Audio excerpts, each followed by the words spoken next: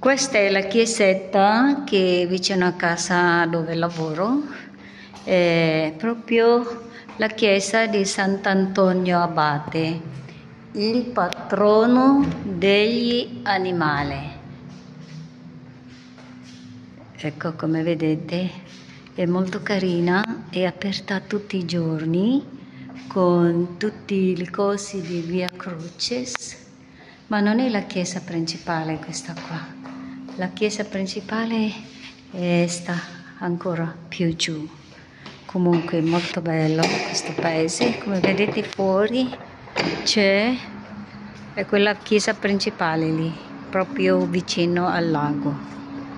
E vedi il lago dove sta? E questo è il lago maggiore con la spiaggia pure. È veramente un posto meraviglioso.